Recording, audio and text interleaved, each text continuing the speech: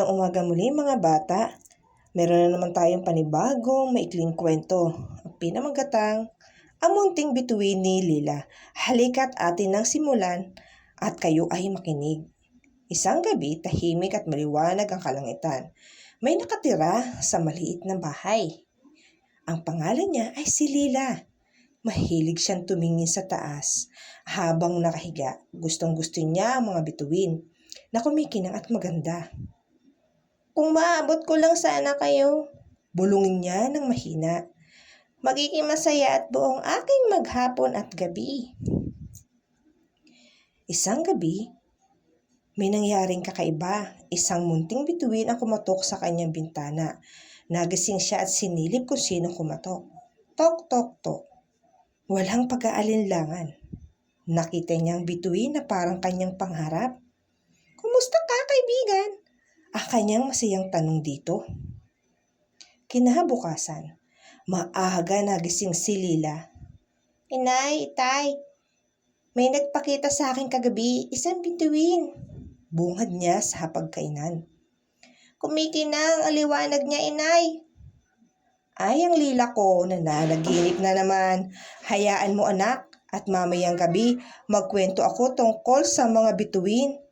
Wika ng kanyang inay Seni. Nang sumapit na ang gabi, tahimik na nagbabasa na mag-isa si Lila sa kanyang kwarto. Natabihan siya ng kanyang inay Seni. Lila anak, gusto mo ba na ako na magbasa? Sabit ng ina. Sige po inay, masaya naman tugon ni Lila. Ano ang kwento ko? Tungkol ba sa mga bituin? Wika ng kanyang inay. Nag-umpisa na magkwento ang kanyang ina. Siya naman ay tiyaga sa pakikinig. Paggising nila ng umaga, dumating sa kanilang bahay ang kanilang mga kaibigan. Inaya niya sila na gumuhit at gumupit ng mga bituin. Iba't ibang kulay ang kanilang mga nagupit.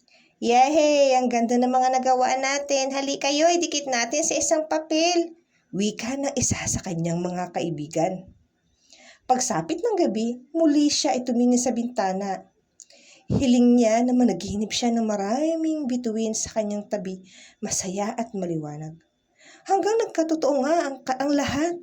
Napakasaya niya. Nakita niya ang daming bituin at sobrang liwanag.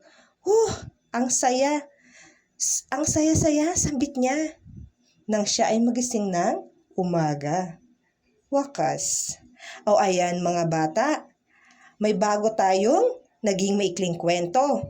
Ang aral ng kwento ay kapag ikaw ay mabuti sa kapwa at sa lahat ng nilalang, ikaw ay magiging parang bituin din sa mundo. Magbibigay liwanag at saya sa bawat isa. At nandito naman ang tanong. 1 hanggang 5. Basahin natin isa-isa. Sino ang kaibigan ni Lila? Sino ang kumakatok sa kanyang bintana? Sino ang kasamang nagbasa ng kwento tungkol sa bituin? Sino ang bida sa kwento? Sino ang munting liwanag sa kalangitan?